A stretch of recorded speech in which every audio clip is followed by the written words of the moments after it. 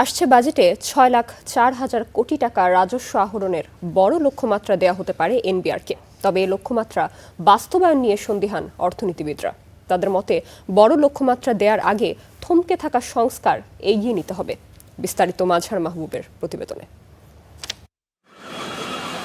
সরকার যে বাজেট ঘোষণা করে তার অর্ধেকের বেশি আয়ের যোগান দেয় রাজস্ব বোর্ড তথা এনবিআর। প্রতি বছরই সংস্থাটির লক্ষ্যমাত্রা বাড়ানো হলেও সেটি পূরণ হয় না। চলতি অর্থ বছরের জন্য শুরুতে 4,99,000 কোটি টাকা লক্ষ্যমাত্রা থাকলেও পরে 55,000 কোটি টাকা বাড়িয়ে 5,54,000 কোটি টাকা নির্ধারণ করে দেয় সরকার। বিশাল এই লক্ষ্যমাত্রা পূরণ দূরে থাক, অর্থ বছরের জুলাই-এপ্রিল 10 মাসে ঘাটতি 1,04,000 কোটি টাকা। এমন বাস্তবতায় আগামী অর্থ বছরের জন্য 6,04,000 কোটি টাকার লক্ষ্যমাত্রা বেঁধে দেয়া হতে পারে এনবিআরকে। যথাযথ সংস্কার না হলে এত বড় লক্ষ্যমাত্রা অর্জন সম্ভব নয় বলে মনে করেন অর্থনীতিবিদরা। যেভাবে আপনি প্রশাসনকে চালান সেই নিয়ম নীতিতে কোনো পরিবর্তন না এনে ওই একই নিয়মকে যদি অটোমেট করেন সেখান থেকে তো খুব বেশি সুফল পাবেন না। আপনি তো টাকা আমার থেকে আদায় করে নিয়েছেনই, কিন্তু টাকাটা আপনিই রেখে দিচ্ছেন।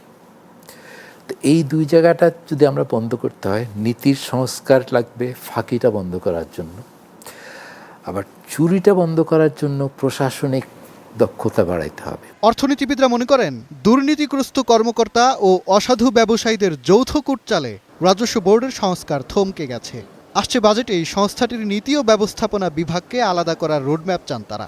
সেই অব্যবস্থা থাকলে রাজস্ব আহরণ বাড়বে এটা তো আশা করা যায় না।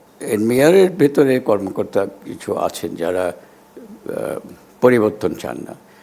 ব্যবসায়ী মহলে কতগুলি গ্রুপ আছে যারা পরিবর্তন চান না, মানে স্ট্যাটাস কো ওনাদের সুবিধা। ডিজিটাইজেশন কিন্তু ওই ব্যবস্থাটা করতে পারে by separating tax collectors from tax payers. ন্যায়ভিত্তিক ও বৈষম্যহীন রাষ্ট্র প্রতিষ্ঠায় রাজস্ব বোর্ডকে পরোক্ষ করের চেয়ে প্রত্যক্ষ করের উপর নির্ভরশীলতা বাড়ানোর পরামর্শ দিয়েছেন অর্থনীতিবিদরা। মাজহার মাহবুব, স্টার নিউজ, ঢাকা।